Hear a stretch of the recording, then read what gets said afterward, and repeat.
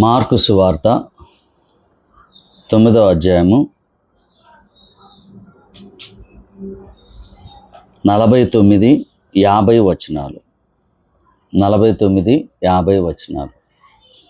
ప్రతివానికి ఉప్పు సారము అగ్ని వలన కలుగును.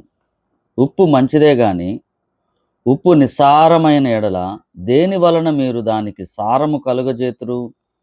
మీలో మీరు ఉప్పు సారము గలవారై ఉండి ఒకరితో ఒకరు సమాధానముగా ఉండుడని చెప్పింది. దేవుడి మాటలను దీవించునుగాక. చదవబడినటువంటి యొక్క వాక్య భాగంలో 49వ వచనంలో మనకి ఏమి తెలియజేస్తుందో చూద్దాం. ప్రతివానికి ఉప్పు సారము అగ్ని వలన కలుగును. ఇక్కడ ఉప్పు సారం అంటే ఏంటి, అగ్ని అంటే ఏంటి, రెండు మనం తెలుసుకోవాలి.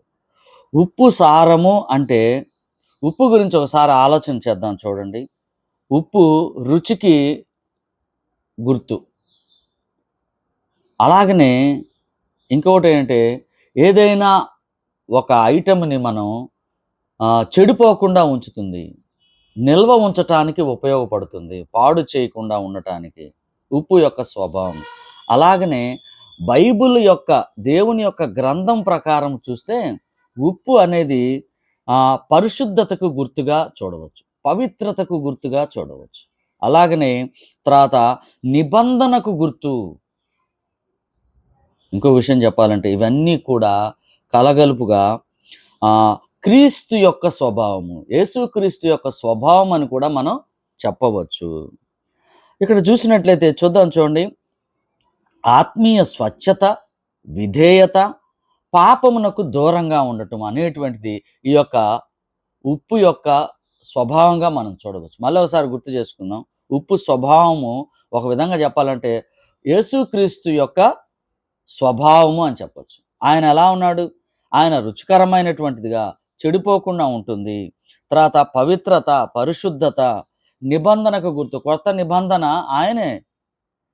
అలాగనే ఆత్మీయ స్వచ్ఛత, విధేయత, పాపమునకు దూరంగా ఉండటము. అయితే ఇక్కడ చూసినప్పుడు ఉప్పు సారము అగ్ని వలన కలుగును అన్నాడు. ఇక్కడ విశ్వాస గురించి మాట్లాడుతున్నాడు. ఉప్పు సారం దేని వలన కలుగుతుంది? అగ్ని వలన కలుగుతుంది.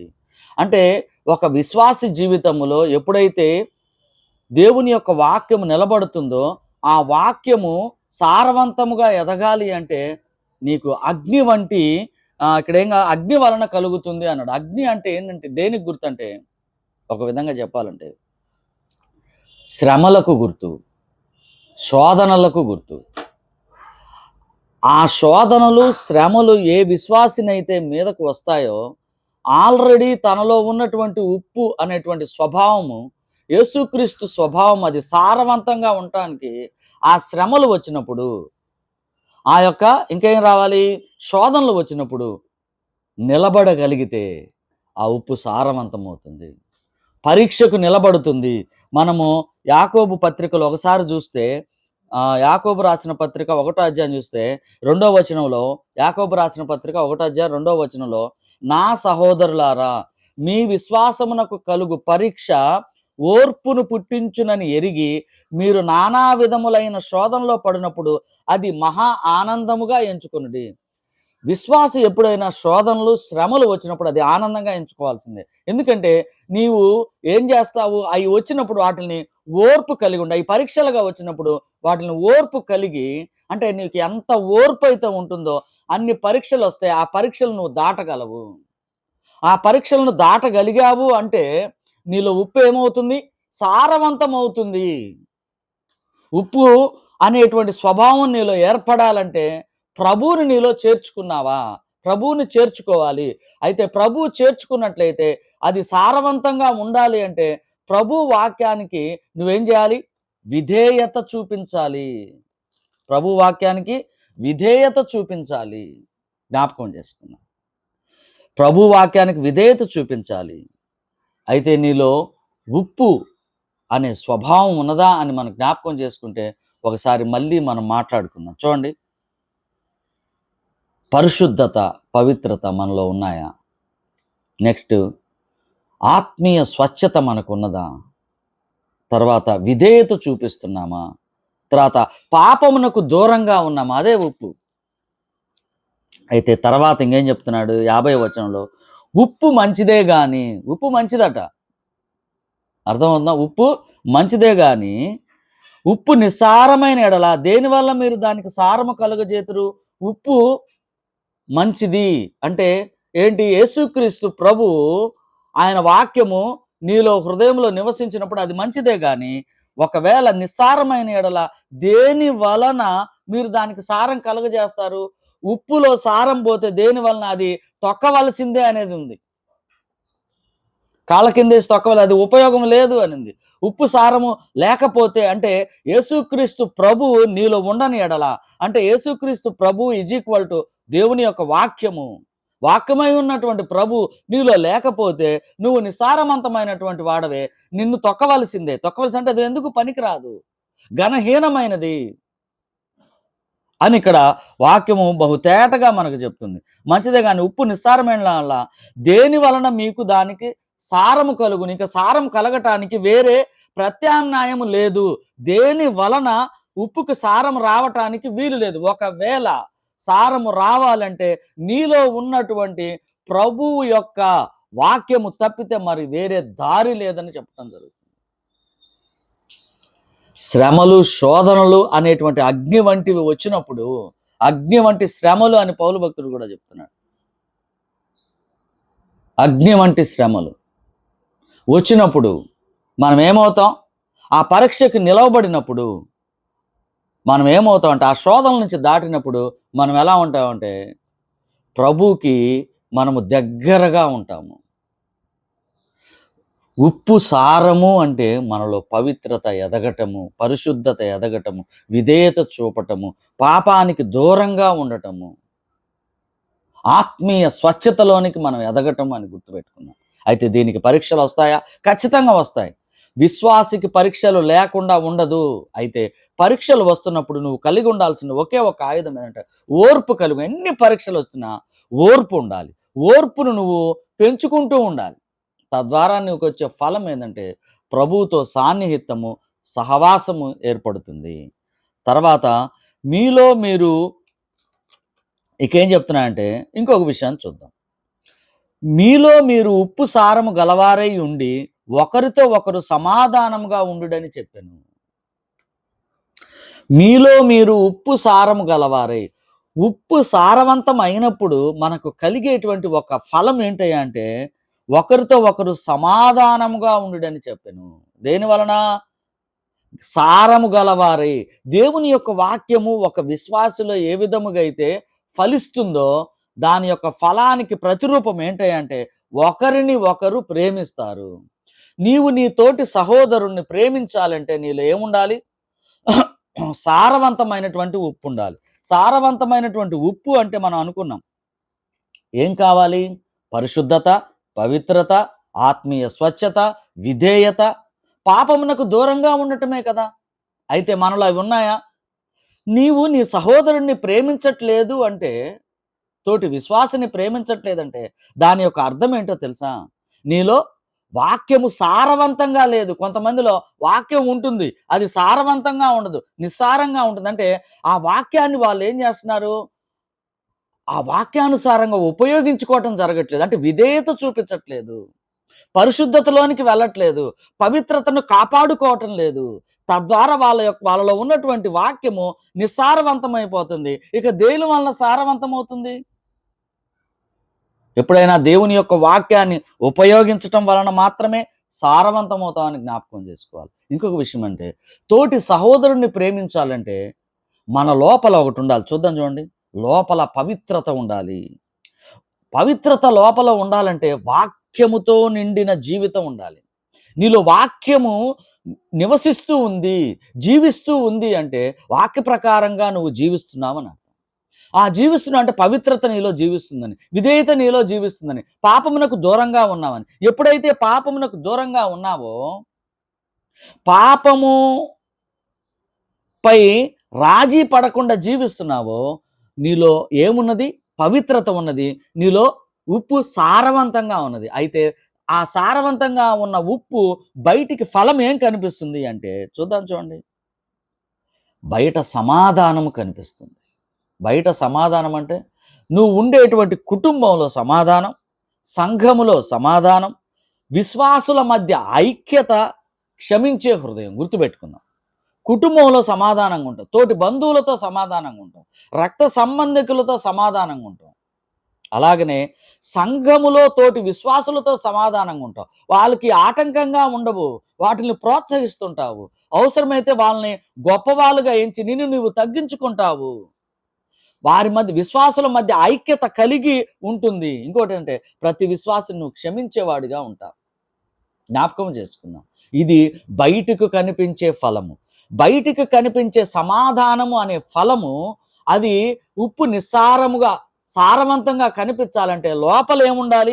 వాక్యముతో నిండిన జీవితం ఉండాలి. ఎవరిలో అయితే వాక్యముతో నిండిన జీవితం ఉండదో వారు బయటికి సమాధానంగా ఉండరు. బయటికి సమాధానంగా ఉండరు అంటే వ్యక్తిగతంగా వాళ్ళు ఎలాగుంటారంటే శోధనలో, తర్వాత సమస్యల్లో నిండుకుంటూ దేని మీద స్థిరమైనటువంటి మనసు లేకుండా ఉంటారు. రెండోది కుటుంబ కలహాలలో ఉంటారు. కుటుంబంతో సఖ్యత ఉండదు.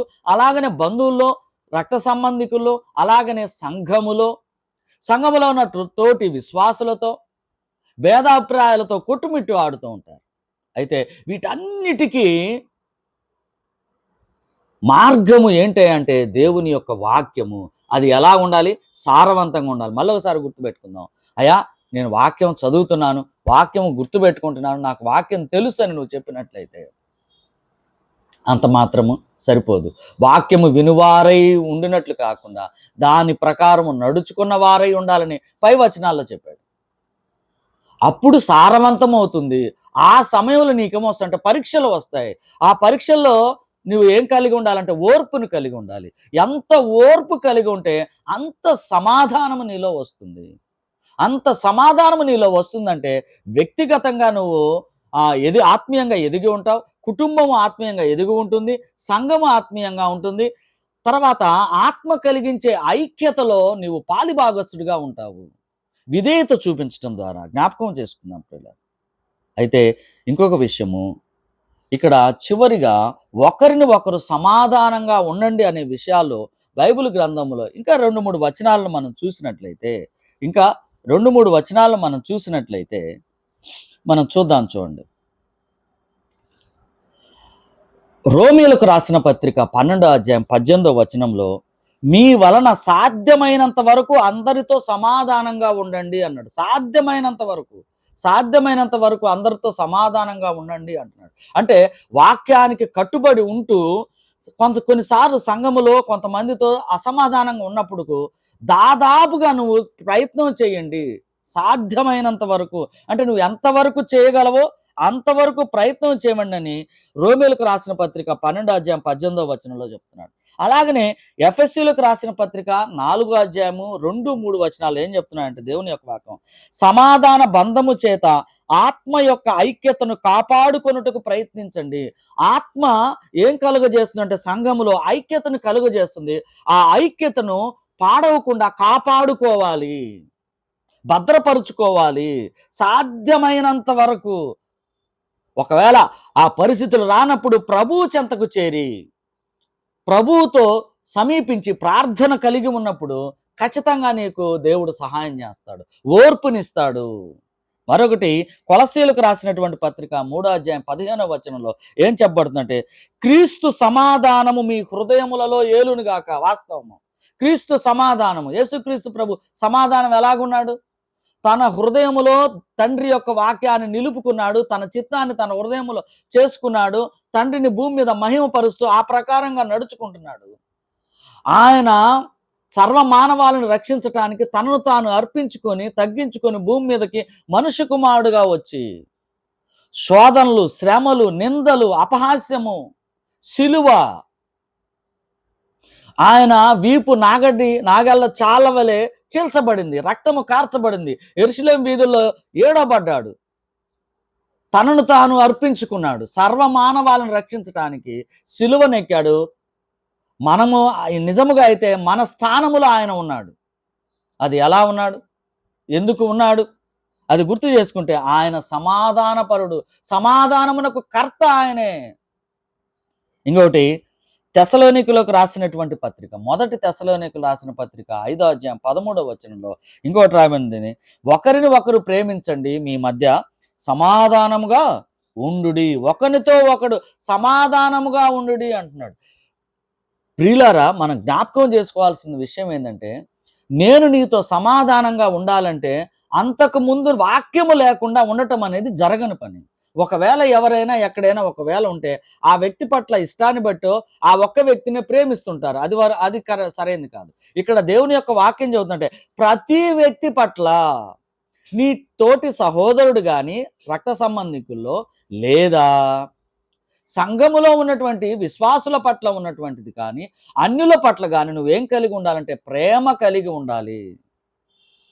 ప్రేమ అనే బంధము చేత, ఈ ప్రేమ అనే బంధము ఎవరు కలిగిస్తారు? సంఘములో కానీ నీలో కానీ కుటుంబంలో కానీ ఆత్మ కలిగించు ఐక్యత, అది యేసుక్రీస్తు ప్రభు యొక్క ఏంటిది? సమాధానము. మనం జ్ఞాపకము చేసుకోవాలి. అయితే చివరిగా మనం తెలుసుకోవాల్సింది ఏంటంటే, మనము పరస్పరము ప్రేమించండి అని దేవుని యొక్క వాక్యం చెప్తుంది. పరస్పరము ప్రేమించండి, ఒకరికొకరు ప్రేమించండి. రెండవదిగా, గొప్పతనం కోసం పోటీ పడవద్దు. సంఘములో కానీ కుటుంబంలో కానీ బయట కానీ నిన్ను నువ్వు తగ్గించుకొని నీకొచ్చినటువంటి శ్రమలు కానీ శోధనలు కానీ ప్రభువుకు అప్పజెప్పు. ప్రభు సహాయం చేస్తాడు, ఓర్పునిస్తాడు. అవసరమైతే వాటిని తీసివేయటానికి సరిచేయటానికి కానీ ఇష్టపడతాడు. నీకు శోధనలు కానీ శ్రమలు కానీ నువ్వు ఎంతవరకు వాటిని ఫేస్ చేయగలవో అంతవరకే దేవుడిస్తాడు. దాన్ని జ్ఞాపకము చేసుకుందాం. రెండోది, సంఘములో ఐక్యతను కాపాడుకోండి అన్నాడు. దీన్ని భద్రం చేసుకోవాలి, మనకు మనమే సరిచేసుకొని ముందుకు వెళ్తూ ఉండాలి. జ్ఞాపకం చేసుకుందాం. అలాగనే వినయముతో ఒకరిని ఒకరు గౌరవించుకోండి, ఒకరికంటే ఒకరు గనులను ఎంచుకోనండి అని దేవుని యొక్క వాక్యం చెబుతుంది. నాకంటే నీవు గొప్పవాడిని ఎంచుకొని నిన్ను నువ్వు తగ్గించుకొని ఉండాలి. ప్రియులారా, అయితే జ్ఞాపకం చేసుకుందాం, ఈ ఉదయకాల సమయంలో దేవుడు మనతో మాట్లాడుతుంది. మన హృదయంలో, మన జీవితంలో మరి ఉప్పు అనేటువంటి సారవంతంగా ఉందా? ఉప్పు అనేటువంటి వాక్యం యేసుక్రీస్తు ప్రభు యొక్క స్వభావము మనలో నిలబడి ఉందా? అది రుచి కలిగినదేనా? చెడిపోకుండా ఉన్నదా? నిస్సారమైపోయినదా? లేదా పరిశుద్ధత పవిత్రత ఉన్నదా? నిబంధన అలాగనే ఆత్మీయ స్వచ్ఛత ఉన్నదా? రెండవదిగా విధేయత, పాపమునకు దూరంగా ఉంటున్నామా? అయితే నీలో సారవంతమైనటువంటి ఉప్పు ఉన్నది అంటే యేసుక్రీస్తు ప్రభు యొక్క స్వభావం నిలబడి ఉన్నది. అయితే నువ్వు శ్రమలు శోధనలు ఏం వచ్చినప్పటికీ వాటి ద్వారా నువ్వేమవుతావు అంటే పరీక్షించబడి ఓర్పు కలిగి నీవు ఆత్మీయంగా ఎదగగలిగినటువంటి వాడుగా ఉంటావు. తద్వారా బయటికి ఏం కనిపిస్తుందంటే సమాధానము కనిపిస్తుంది. లోపల పవిత్రత, బయటికి సమాధానము. లోపల విధేయత, బయటికి సమాధానము. లోపల వాక్యముతో నిండిన జీవితము, బయటికి ఆత్మ కలిగించే ఐక్యత. అలాగనే పాపమునకు దూరంగా ఉండటము, అలాగనే బయటికి క్షమించే హృదయము. వీటన్నిటిని బట్టి మనం తెలుసుకోవాల్సింది ఏంటంటే, ఈ ఉదయకాలం వేళ మనలో ఉన్నటువంటి ఉప్పు, దేవుని యొక్క వాక్యము సారవంతంగా నిలిచి ఉన్నదా? సారవంతంగా ఉన్నది అని చెప్పటానికి క్రియరూపంగా బయటికి కనపరచాలి. మనం జ్ఞాపకం చేసుకుంటాం. క్రియలు లేని విశ్వాసం అది మృతము. నీవు యేసు ప్రభువుని ప్రేమిస్తున్నావా? అయితే ఏం చేయాలి? ఆయన సారూప్యము నీ యందు ఏర్పడాలి. పౌలు భక్తుడు చెప్పాడు కదా, ప్రభు యొక్క సారూప్యం మీ యందు ఏర్పడు వరకు నాకు శ్రమ కలుగుతున్నదని. జ్ఞాపకం చేసుకుందాం, సరి చేసుకుందాం, ముందుకు వెళ్దాం. మనలో దేవుని యొక్క వాక్యాన్ని భద్రపరుచుకుందాం, జీవింప చేసుకుందాం, ఎదుగుదాం, ప్రార్థన చేసుకుందాం. కృపా కనికరము కలిగిన మా దేవా, మా తండ్రి, స్తోత్రము నాయన. ఉదయకాలం వేళ మీ పాద సన్నిధానములో మరొక మారు మీరు మాతో మాట్లాడినందుకు స్తోత్రము నాయన. మీ వాక్యము ద్వారా నాయన మాకు హెచ్చరించారు. మమ్మల్ని ప్రేమించి మాకు ఇచ్చినటువంటి ఈ హెచ్చరికలను మేము స్వీకరిస్తున్నాం తండ్రి. ఇంతవరకు మేమున్నటువంటి మా స్వభావాన్ని తీసివేసుకుని నాయన సారవంతమైనటువంటి ఉప్పు అనేటువంటి మా ప్రియ ప్రభు యొక్క స్వభావం మా హృదయంలో, మా జీవితంలో ఉండినట్లుగా సహాయం చేయండి. ఆ విధముగా మేము ప్రయత్నం చేయగలుగుటకు సహాయం చేయండి. మా లోపల ఉన్నటువంటి పరిశుద్ధత, పవిత్రత నాయన, మరి స్వచ్ఛత, అలాగనే విధేయత, పాపమునకు దూరంగా ఉండటం, వీటన్నిటిని నాయన మేము కాపాడుకొనుటకు నాయన మీ సహాయం మాకు దయచేయమని వేడుకుంటున్నాం. ఈ దినమంతటిలో మీ కృపలో మమ్మల్ని భద్రపరచండి. మా మాటలు, ఆలోచనలు, క్రియలు నా తండ్రి దుష్టునికి దూరంగా ఉండినట్లుగా మిమ్మల్ని భూమి మీద మహిమపరచు వారంగా మా క్రియలు ఉన్నట్లుగా సాయం చేయండి.